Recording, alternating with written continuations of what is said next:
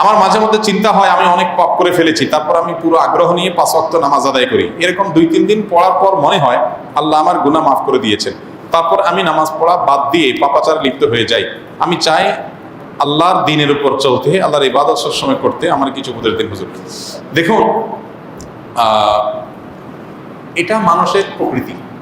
আমরা কেউ রাতারাতি বা মুহূর্তে ফেরেশতা হয়ে যেতে পারবো না, এটা সম্ভব না। আল্লাহ এভাবে মানুষকে সৃষ্টি করেন নাই। আমাদের প্রকৃতিটাই এরকম যে আমরা ভালো কাজ করব, হঠাৎ করে শয়তান আবার খারাপ দিক নিবে, আবার আমি লড়াই করে চলে আসবো। উর্দুতে, হিন্দিতে একটা কবিতা আছে, ভারতের একজন কবি লিখেছেন, আরে ये কুश्ती তো है अमर भर की, कभी वो दबा ले कभी तू दबा ले। শয়তানের সাথে লড়াই তো সারা জীবনের, কখনো সে তোমাকে কুপকাত করবে আর কখনো তুমি তাকে কুপকাত করবে। সম্ভবত কবি জিগর মুরাদাবাদী, ওনার এই কবিতা খুব দারুণ একটা কবিতা, যে শয়তানের সাথে লড়াই তো আজীবনের। আপনি সবসময় ভালো থেকেই আপনার মৃত্যু হয়ে যাবে, কোনো খারাপ কাজ আপনার দ্বারা হবে না, সম্ভব না। কিন্তু আপনার চেষ্টা থাকবে ভালো থাকার জন্য। আপনি ভালো থাকতে থাকতে হঠাৎ করে খারাপ দিকে চলে গেছেন, আবার আপনি ভালো আসার সংগ্রাম করবেন। হ্যাঁ, এখন কথা হলো যে আমার খারাপ কাজের রেশিওটা কমানোর উপায়টা কি? উপায় হলো, 1 নম্বর উপায় হলো সোহবত, সান্নিধ্য, সাহচর্য, পরিবেশ।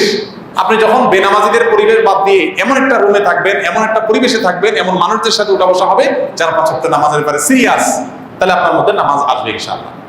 আপনি যদি কোনো হারাম করতে পরিবেশ ছেড়ে হারাম থেকে 1000 মাইল দূরে থাকার চেষ্টা করে, সংগ্রাম করে, এই মানুষগুলোর সাথে বন্ধুতা করেন, উঠা বসা করেন, দেখবেন আপনার মধ্যে সেই টেন্ডেন্সিটা আস্তে আস্তে আসবে ইনশাআল্লাহ। আল্লাহ বলেছেন, ইয়া আইয়ুহাল্লাযীনা আমানু তাকুল্লাহ ওয়া কুনু, হে ঈমানদারগণ তোমরা তাকওয়া অবলম্বন করো। আর উপায় কি? সাদিকিনদের সাথে থাকো, অর্থাৎ ভালো পরিবেশে থাকো। এটা করে চেষ্টা করবেন, আর পাশাপাশি আল্লাহর কাছে দোয়া করবেন আল্লাহ যেন ভালো কাজের সাথে আমাদেরকে থাকার তৌফিক দেন। একটা বাচ্চা জন্মের 7 দিন পূর্ণ হবে শনিবার। এখন শনিবার ছাগল জবাই করে মাংস ফ্রিজে রেখে দিয়ে যদি পরবর্তী শুক্রবার খাওয়া দাওয়ার আয়োজন করা হয়, তবে আকিকা হবে কিনা? ভাই, আকিকা তো খাওয়ান দাওয়ানের নাম না, আকিকা হলো পশু জবের নাম। অতএব জন্মের 7ম দিনে এসে পশু জবে হয়ে গেলে আকিকা হয়ে যাবে। খাওয়ান দাওয়ান আপনি এবার 1 দিন পরে করবেন না 7 দিন পরে করবেন, সেটা আপনার ব্যাপার। কিন্তু পশু জবেটা টাইম মতো হয়ে গেলেই হয়ে যাবে।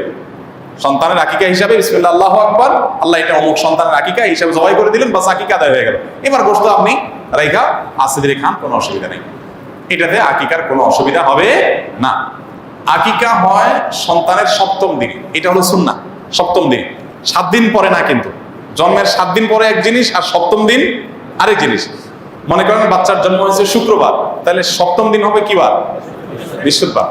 যে বারে জন্ম হবে তার আগের বারটা হবে 7ম দিন। আর 7 দিন পর হলে তার মানে হবে 7 দিন ক্রস হবে, এরপরে শুক্রবার, পরবর্তী শুক্রবার হবে 7 দিন পর।